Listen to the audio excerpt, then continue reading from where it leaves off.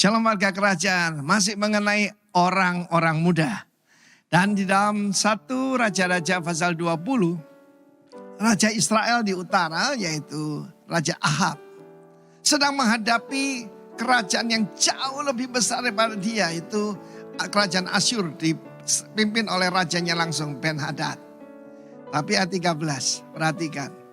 Kata seorang nabi, kamu lihat orang yang jumlahnya banyak ini, bukan cuma ramai, multitude. Hari ini juga kuberikan kemenangan kepadamu, supaya engkau tahu bahwa akulah Tuhan. Saya nggak tahu apa yang saudara hadapi hari ini. Musuh yang paling besar, apapun bentuknya. Entah penyakit, soal keuangan, soal keluarga. Tetapi Ahab tanya, dengan bantuan siapa? Melalui siapa? Ya, tidak dikatakan bantuan. Siapa yang akan maju perang? Pakailah orang-orang muda, pengiring kepala-kepala daerah. Orang-orang muda. Lalu siapa yang akan memerintahkan perang? Kamu. Seorang pemimpin harus memberikan arah yang jelas.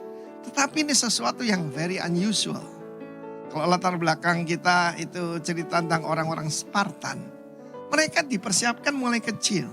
Kalau saya nonton film 300, bagaimana Leonidas, yaitu pada waktu kecil pun dilempar di tengah hutan menghadapi serigala binatang buas.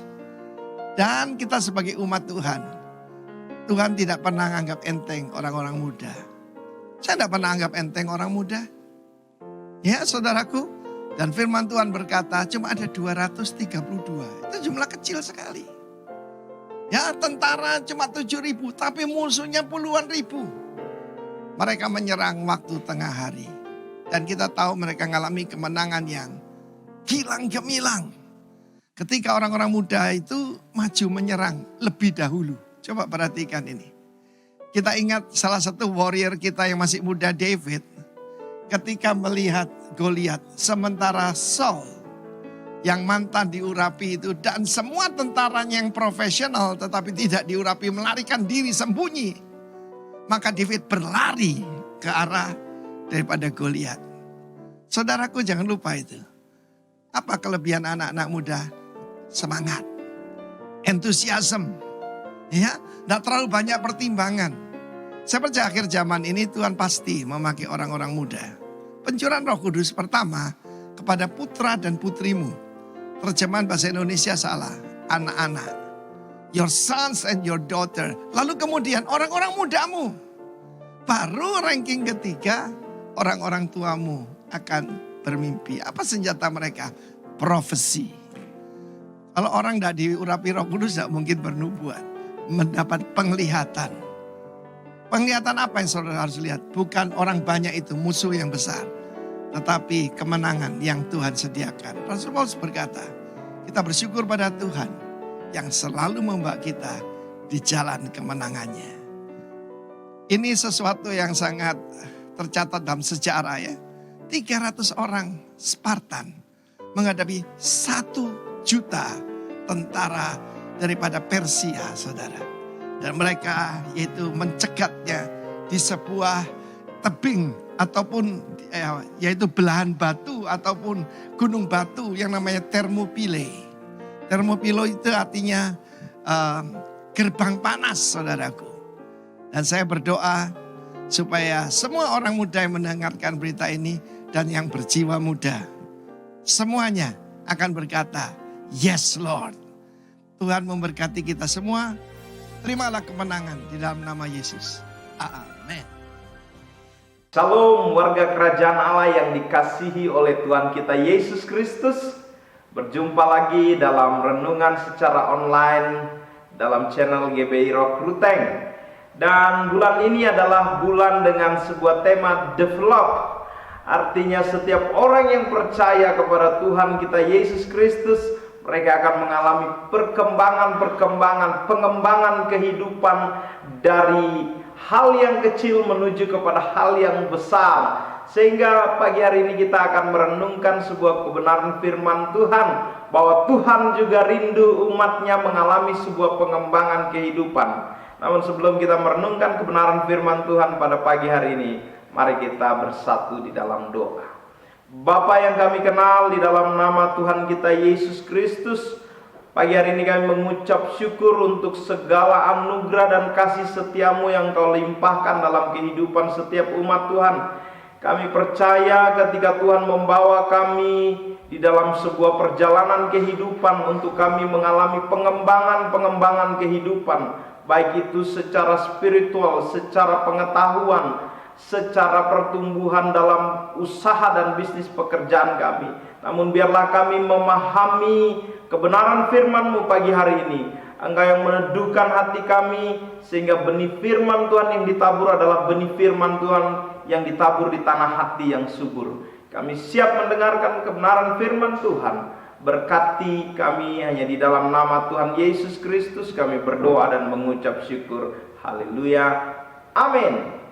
Bapak Ibu saudara-saudara yang dikasihi oleh Tuhan kita Yesus Kristus, kita melihat bahwa ada sebuah pengembangan yang terjadi ketika Tuhan Yesus berjanji untuk mencurahkan Roh Kudus-Nya bagi murid-muridnya yang ditinggal. Dan beberapa waktu yang lalu kita memperingati sebagai perayaan pencurahan Roh Kudus. Setelah murid-murid menantikan pencurahan Roh Kudus, mereka dipenuhi oleh Roh Kudus, maka terjadilah sebuah pengembangan, baik itu pengembangan dalam pelayanan, pengembangan dalam hal jumlah orang yang mulai percaya kepada Kristus Yesus. Dan kalau pada bulan ini menjadi sebuah tema tentang pengembangan, develop, maka kita mau merenungkan satu bagian kebenaran firman Tuhan tentang sebuah pengembangan yang terjadi. Saya ajak kita buka bersama dari Bilangan 13 ayat 25 hingga ayatnya yang ke-33. Bilangan 13 ayat 25 sampai dengan ayat yang ke-33. Demikian firman Tuhan, sesudah lewat 40 hari, pulanglah mereka dari pengintaian negeri itu, dan langsung datang kepada Musa, Harun dan segenap umat Israel di Kades, di padang gurun Paran. Mereka membawa pulang kabar kepada keduanya dan kepada segenap umat itu, dan memperlihatkan kepada sekaliannya hasil negeri itu. Mereka menceritakan kepadanya, kami sudah masuk ke negeri di mana kau suruh kami, dan memang negeri itu berlimpah-limpah susu dan madunya, dan inilah hasilnya. Hanya bangsa yang diam di negeri itu kuat-kuat, dan kota-kotanya berkubu dan sangat besar.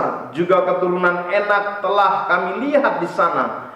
Orang Amalek diam di tanah Negeb, orang Het, orang Yebus, dan orang Amori diam di pegunungan. Orang Kanaan diam sepanjang laut dan sepanjang tepi sungai Yordan. Kemudian Kaleb mencoba mententramkan hati bangsa itu di hadapan Musa. Katanya, tidak, kita akan maju dan menduduki negeri itu, sebab kita pasti akan mengalahkannya. Tetapi orang-orang yang pergi ke sana bersama-sama dengan dia berkata, kita tidak dapat maju menyerang bangsa itu, karena mereka lebih kuat daripada kita. Juga mereka menyampaikan kepada orang Israel kabar busuk tentang negeri yang diintai mereka, dengan berkata, negeri yang telah kami lalui untuk diintai adalah suatu negeri yang memakan penduduknya, dan semua orang yang kami lihat di sana adalah orang-orang yang tinggi-tinggi perawakannya. Juga kami lihat di sana orang-orang raksasa, orang Enak yang berasal dari orang raksasa, dan kami lihat diri kami seperti belalang, dan demikian juga mereka terhadap kami. Berbahagialah kita yang mendengarkan firman Tuhan, merenungkannya dan melakukannya dalam kehidupan kita hari lepas hari. Saudara-saudara, kisah tentang pengintai yang masuk mengintai untuk meraih janji Tuhan menjadi sebuah renungan tentang bagaimana pengembangan kehidupan dari perjalanan kehidupan bangsa Israel. Kadangkala kita mengalami sebuah pengembangan kehidupan, tetapi pengembangan kehidupan bukan atas dasar janji Tuhan. Maka saya mau beri tema dalam kesempatan ini, di renungan ini adalah berkembang dalam janji Allah. Develop in God's promise. Saudara, ada begitu banyak janji Tuhan yang kita terima, yang kita dapat dari kepercayaan kita kepada Kristus.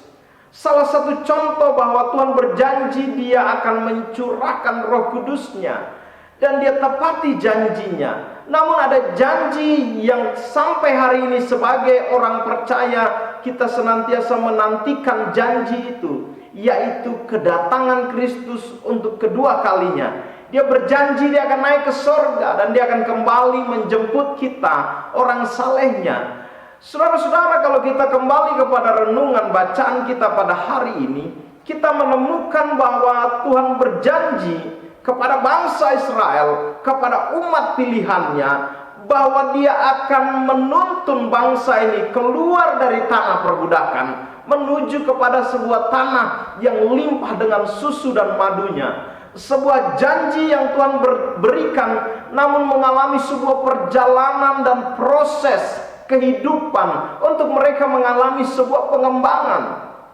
Demikian juga kita sebagai orang-orang percaya dalam perjalanan kehidupan kita.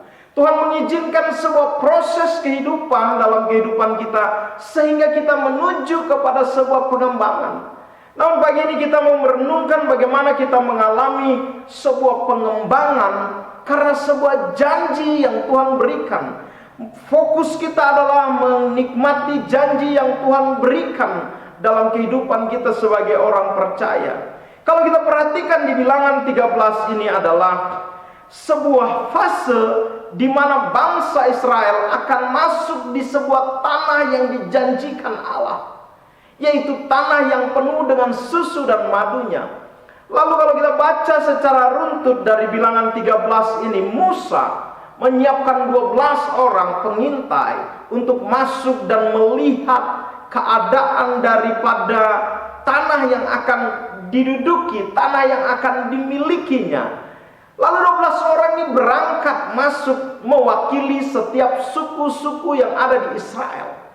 Dan sampailah kita kepada kembalinya para pengintai ini untuk memberikan laporan. Mari kita bayangkan, kalau kita kembali melihat sebagai seorang mata-mata atau pengintai. Saudara kalau pernah menyaksikan film James Bond, sebuah agen rahasia yang dipersiapkan untuk mengambil data, mengintai sebuah lokasi yang akan menjadi target operasinya, James Bond akan masuk dengan sebuah perlengkapan yang sangat canggih. Tentunya dilengkapi dengan kamera yang super tajamnya, dapat memotret semua bagian bidang dari tempat yang diintainya. Tetapi dalam konteks Bilangan 13 ini, 12 orang yang diutus masuk mengintai, menjadi seorang pengintai mata-mata di tanah yang akan dijangkaunya. Mereka masuk dengan segala pengetahuan dan pengalaman yang dimilikinya. Lalu Alkitab berkata di ayat yang ke-25, 40 hari lamanya mereka melakukan pengintaian, melihat seluruh aktivitas yang terjadi, memotret dari sudut topografinya, melihat dari kebiasaan-kebiasaan kehidupan orang-orang yang ada di kota itu. Lalu 40 hari, ayat 25 katakan mereka kembali dari pengintaian di negeri itu. Dan pengintaian itulah yang menjadi sebuah bahasan bagi Musa dan segenap bangsa Israel untuk mereka mengalami pengembangan dalam janji Tuhan. Saudara-saudara, kadangkala janji Tuhan hanya dipahami sebagai sebuah janji, dan kita tidak mengalami pengembangan di dalam janji-janji itu. 12 pengintai yang masuk untuk mengintai negeri itu, mereka kembali dengan dua hal yang berbeda. Yang satu memberikan laporan yang negatif, dan yang satu memberikan laporan yang positif. Ada dua kubu dalam memahami janji Tuhan. Janji yang sama, tetapi dalam proses perjalanan kehidupan, pengiringan kita kepada Tuhan, kadangkala kita juga memberikan dua respon yang berbeda, saudara-saudara. Respon yang positif atau respon yang negatif. Respon yang positif, kita akan menanti kedatangan Tuhan dengan kesetiaan kita, pengabdian kita, pengiringan kita kepada Kristus Yesus dengan menanti Dia datang kembali. Tetapi ada yang memberikan respon yang negatif. Tuhan tidak datang kembali, kondisi semakin sulit, pandemi COVID-19 membuat kehidupan semakin sulit, gereja ditutup. Saudara, itu adalah respon dari sebuah pengembangan yang negatif. Tetapi mari kita bahas bersama di sini prinsip pengembangan dalam janji Allah. Ada beberapa prinsip yang pagi hari ini ingin saya sampaikan bagi kita. Prinsip yang pertama adalah kalau kita mau berkembang di dalam janji Allah, maka prinsip yang pertama adalah miliki harapan. Ayat yang ke-28 dikatakan, bangsa yang diam di negeri itu kuat-kuat dan kota-kotanya berkubu dan sangat besar, juga keturunan Enak telah kami lihat di sana. Saudara-saudara, kita perhatikan di ayat 28 ini seolah-olah tidak ada harapan lagi untuk mereka masuk di tanah perjanjian itu. Seolah-olah tanah itu begitu sulit karena ada komposisi orang-orang kuat di dalamnya. Dan seolah-olah mereka tidak mampu mengalami sebuah pengembangan kehidupan dari Mesir. Mereka hanya tinggal di sebuah tempat yang bukan menjadi tempat yang dijanjikan. Miliki harapan. Kalau kita mau mengalami sebuah pengembangan di dalam janji Tuhan, maka yang pertama adalah miliki harapan. Artinya ada hal-hal yang sulit yang akan kita hadapi di depan kita. Tetapi, saya katakan tetapi Tuhan senantiasa menyertai kita. Jangan pernah putus asa menghadapi kondisi yang sulit hari-hari ini. Jangan pernah mundur dan berkata meragukan janji Tuhan dalam kehidupan kita. Namun mari kita miliki sebuah harapan. Sebuah harapan bahwa Tuhan sanggup menolong kita dalam situasi yang sulit sekalipun.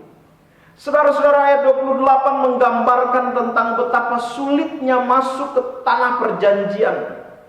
Karena di sana ada orang-orang kuat yang mendudukinya, ada orang Enak yang dilihat. Laporan dari 10 orang yang lainnya kepada Musa, Harun dan segenap bangsa Israel. Mereka memberikan laporan seolah-olah sebuah harapan yang tidak kunjung akan dinikmati, yaitu tanah perjanjian. Sehingga laporannya adalah laporan yang sesuai dengan apa yang mereka lihat, bahwa daerah itu sangat sulit untuk diduduki.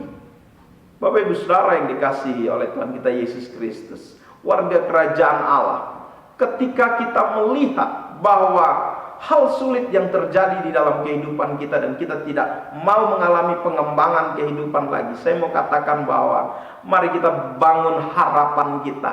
Harapan yang kepada Kristus Yesus, harapan akan janji-janji Tuhan yang menyertai setiap kehidupan kita. Kita tidak menjadi lemah dan putus asa, tetapi mari kita memandang kepada Kristus yang memberikan harapan. Kalau Dia yang berjanji, Dia akan menepatinya bagi setiap kita. Sekalipun dalam kondisi dan keadaan yang sulit, kondisi dan keadaan yang sukar yang kita hadapi, mungkin secara mata kita melihat hal-hal yang mustahil untuk kita lalui.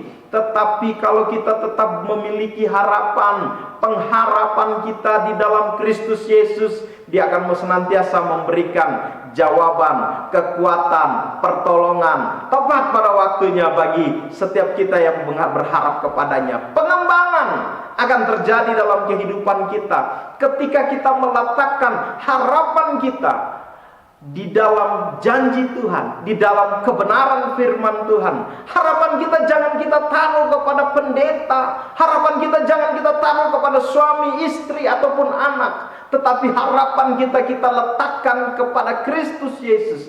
Harapan kita taruh kepada janji firman Tuhan. Bukankah perjalanan bangsa Israel mengalami berbagai macam tantangan dalam kehidupannya? Tetapi 10 orang yang lainnya memilih memberikan respon yang negatif terhadap janji Tuhan. Mereka berkata seolah-olah tidak ada harapan. Tetapi kita yang menyaksikan tayangan ini, prinsip yang pertama ketika kita mau mengalami pengembangan dalam janji Tuhan, Mari kita miliki harapan. Jangan putus asa, tetapi mari terus pandang kepada Kristus Yesus sebagai jawaban dan jaminan dalam kehidupan kita. Prinsip yang kedua, berkembang dalam janji Allah adalah memiliki iman. Bukan hanya sekedar harapan akan janji Tuhan, tetapi juga iman. Iman yang selalu maju, iman yang selalu berkembang, iman yang mengalami pengembangan. Bukan iman yang statis, saudara-saudara, tetapi iman yang dinamis dalam kehidupan dan pengiringan kita kepada Kristus Yesus. Kalau kita perhatikan kembali dari bacaan kita di ayat 29 dan 30, saya bacakan bagi saudara.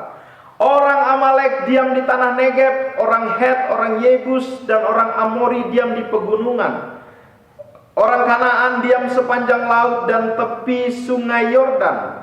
Kemudian Kaleb mencoba mententeramkan hati bangsa itu di hadapan Musa, katanya, tidak, kita akan maju dan menduduki negeri itu, sebab kita pasti akan mengalahkannya.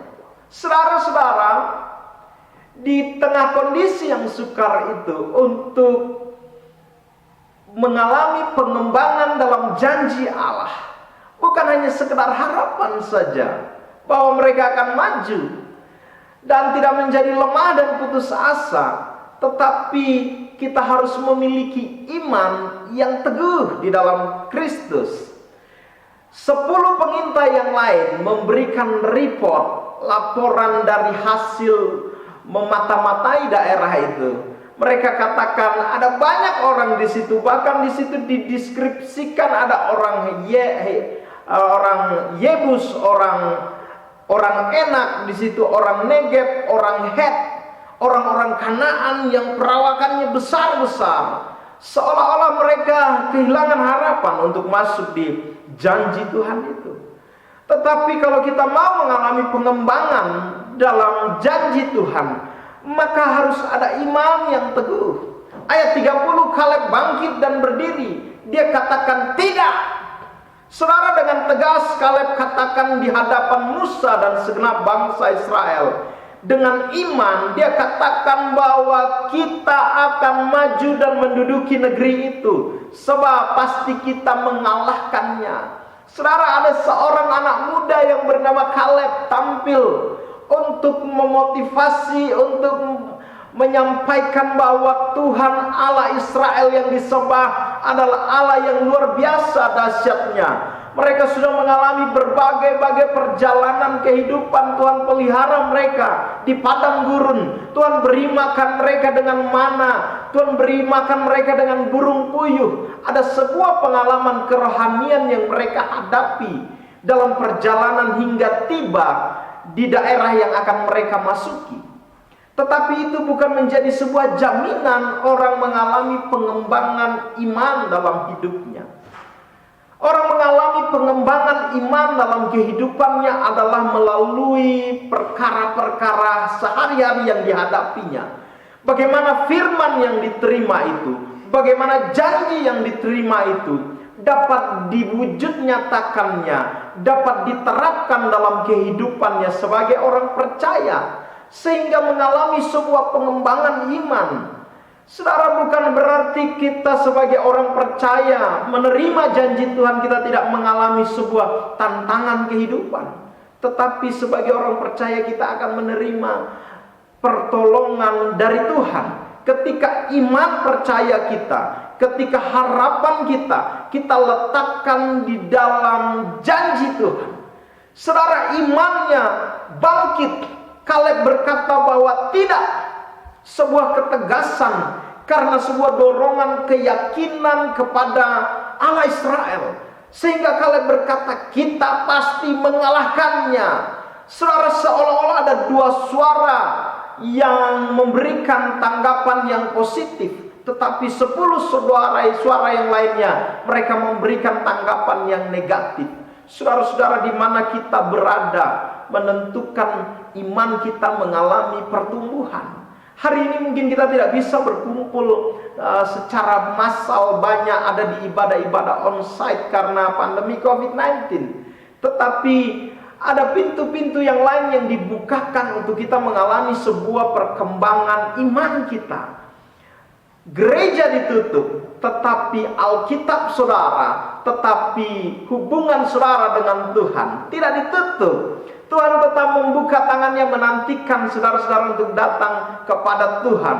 Dan ketika kita memiliki persekutuan yang intim dengan Tuhan, maka kita bisa menjawab, kita pasti ada sebuah kepastian, ada sebuah harapan, ada sebuah janji di dalam Kristus Yesus bahwa kita pasti mengalahkan setiap musuh yang ada di hadapan kita. Prinsip yang kedua adalah miliki iman. Iman yang bertumbuh, iman yang progresif, iman yang memandang kepada Kristus.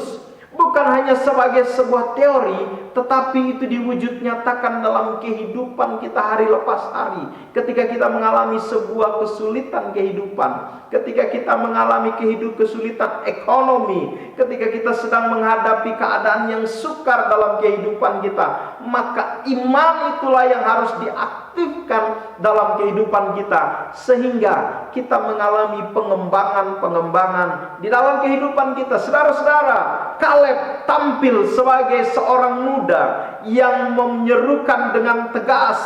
Tetapi saudara perhatikan di situ ayat yang ke-31, iman selalu bertentangan dengan ketakutan. Kalau kita takut, kita tidak akan pernah memiliki iman yang teguh. Karena ketakutan adalah lawan daripada iman. Mari kita perhatikan di ayat yang ke-31. Tetapi orang-orang yang pergi ke sana bersama-sama dengan dia berkata, kita tidak dapat maju menyerang bangsa itu karena mereka lebih kuat daripada kita. Saudara, memang kondisi yang kita hadapi adalah kondisi yang sukar. Apa yang dilihat oleh 10 pengintai itu, mata-mata itu memberikan laporan bahwa kita tidak bisa mengalahkannya karena mereka lebih kuat. Mereka memandang dari sisi strategi perang, mereka memandang dari kelengkapan perang bangsa Israel, mereka memandang dari fisiknya. Tetapi mari kita rubah cara berpikir kita dengan kacamata iman. Bagaimana kita melihat kacamata iman kita yang kecil ini, kita yang lemah ini, kita yang terbatas ini, ketika kita meletakkan diri kita di bawah naungan Tuhan yang besar, maka dia Tuhan yang sedang bekerja dalam kehidupan kita. Kaleb meletakkan dirinya di bawah naungan Tuhan yang besar, Allah Israel yang melakukan mujizat demi mujizat, Allah Israel yang membelah lautan, Allah Israel yang memimpin mereka di padang gurun. Dan kali ini Kaleb memaksa bangsa ini untuk melihat bahwa harus kembali kepada kacamata iman.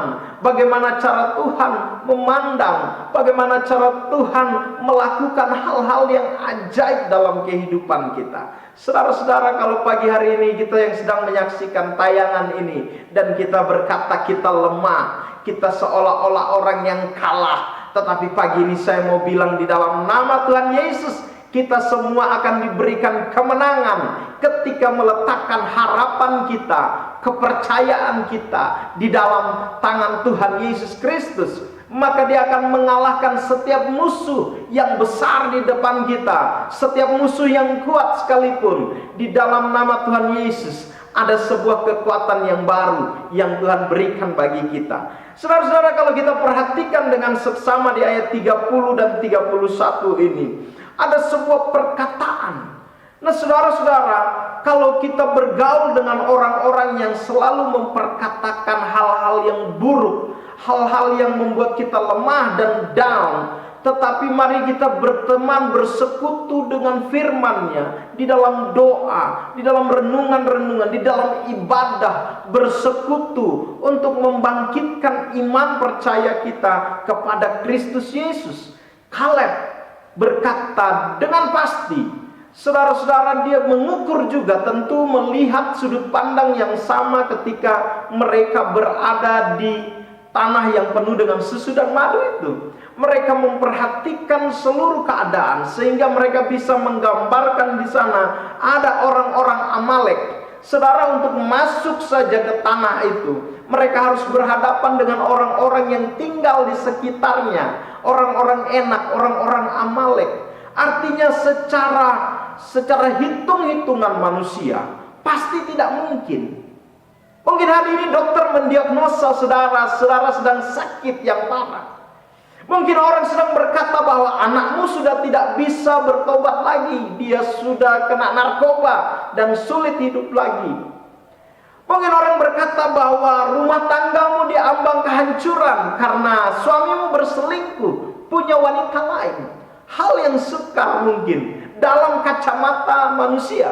Tetapi mari pagi hari ini kita memandangnya dari kacamata Tuhan, kacamata iman kita, bahwa Tuhan sanggup melakukan. Tuhan sanggup memulihkan keluargamu, Tuhan sanggup menolong anakmu, Tuhan sanggup memulihkan keadaan ekonomimu. Pandang itu dari sisi yang rohani, pandang itu dari sisi iman kepada Kristus Yesus. Kita yang kecil ini meletakkan diri kita di bawah tangan Tuhan yang kuat, di bawah tangan Tuhan yang berkuasa atas kehidupan kita. Kaleb melakukan hal yang pasti dan dia berkata, kita pasti mengalahkannya. Saudara-saudara juga pasti diberi kemenangan demi kemenangan ketika kita meletakkan dasar iman dan percaya kita kepada Tuhan Yesus Kristus. Haleluya.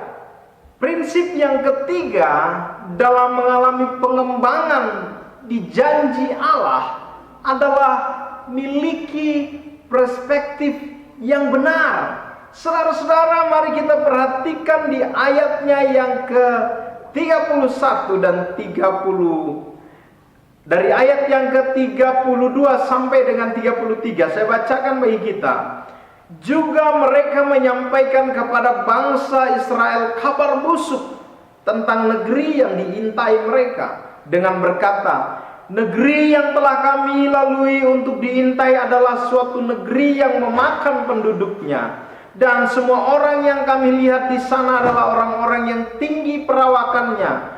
Juga kami lihat di sana orang-orang raksasa, orang enak yang berasal dari orang-orang raksasa, dan kami lihat diri kami seperti belalang, dan demikian juga mereka terhadap kami. Saudara-saudara, perhatikan di ayat yang ke-33, 10 pengintai yang lain berkata, kami melihat diri kami seperti belalang. Mereka memiliki perspektif yang salah tentang diri mereka akan janji Tuhan yang Tuhan berikan kepada bangsa Israel.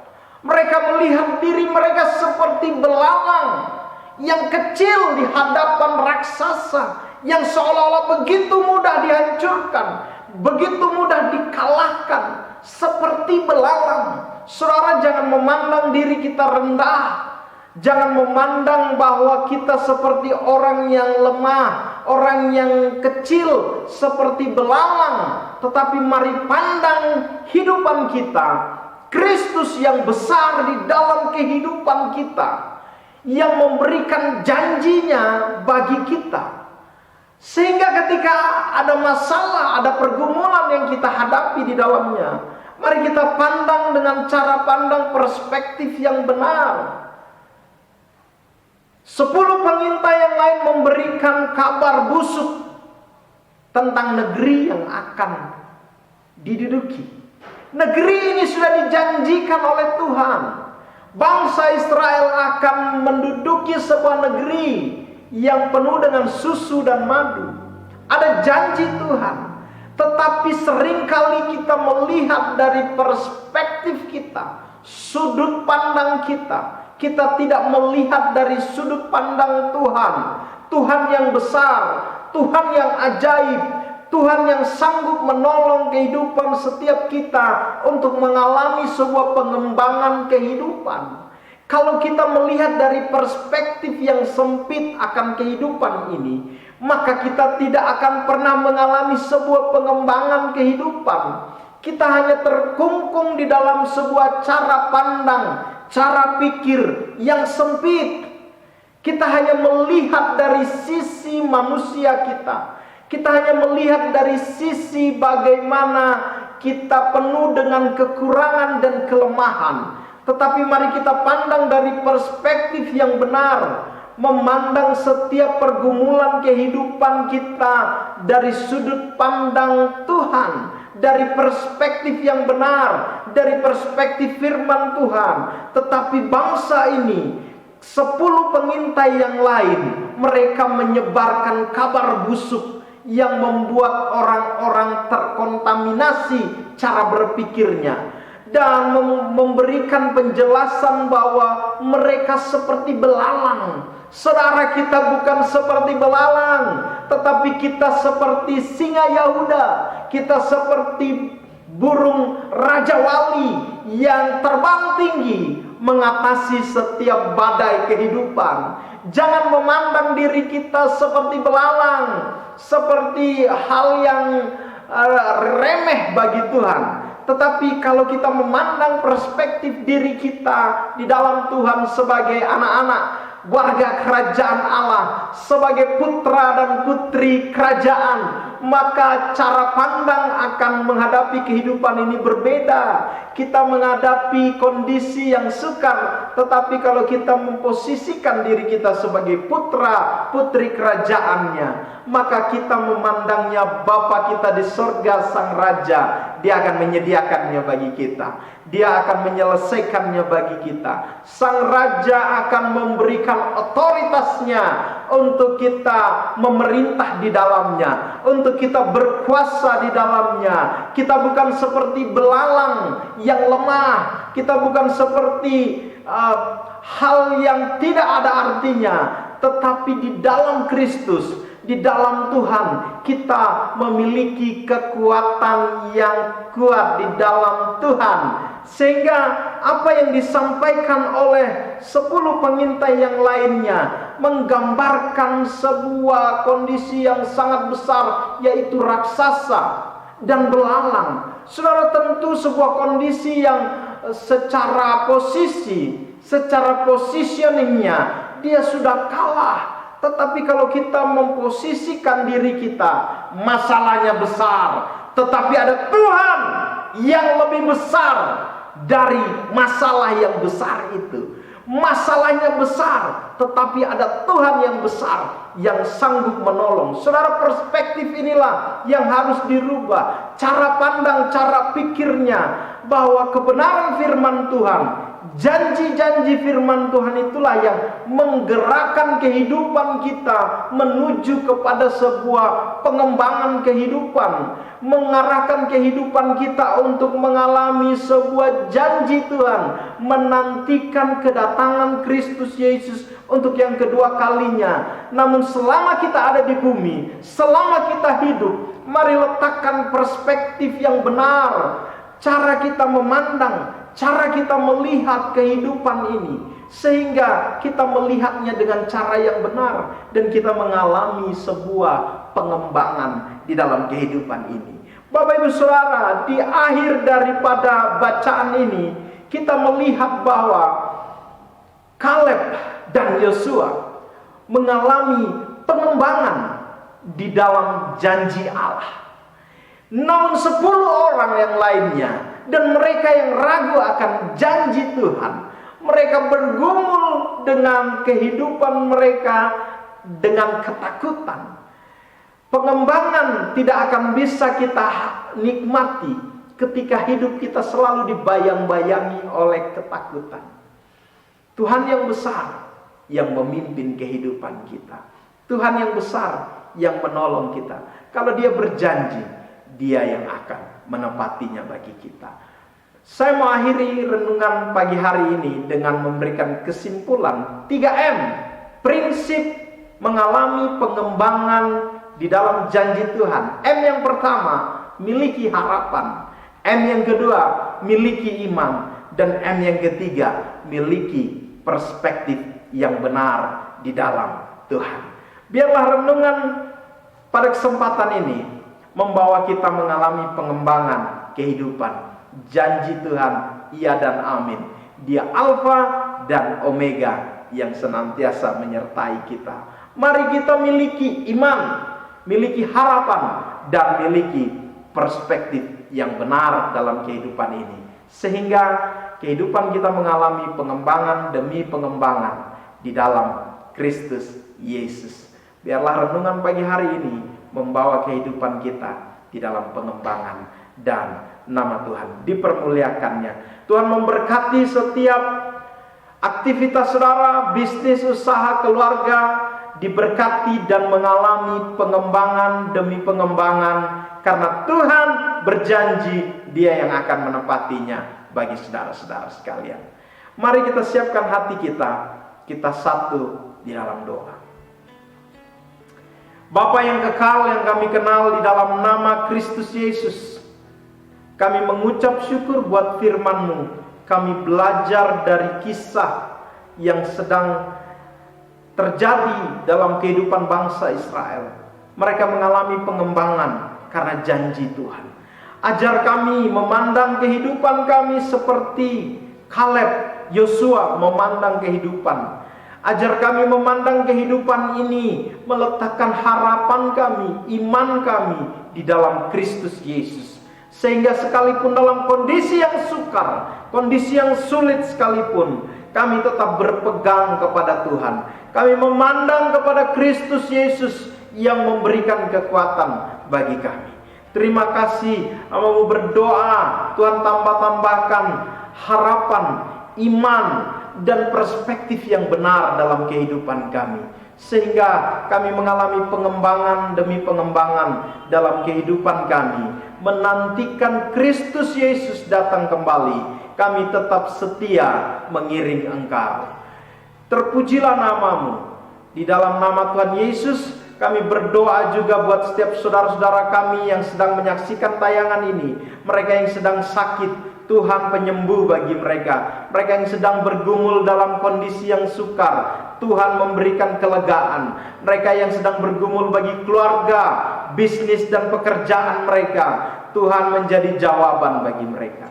Terpujilah nama-Mu Tuhan. Kami akan mengakhiri renungan firman Tuhan ini, dan biarlah anugerah dan kasih dari Allah Bapa, cinta kasih dari Tuhan Yesus Kristus, persekutuan di dalam Roh-Nya yang kudus, menyertai dan memberkati setiap umat Tuhan.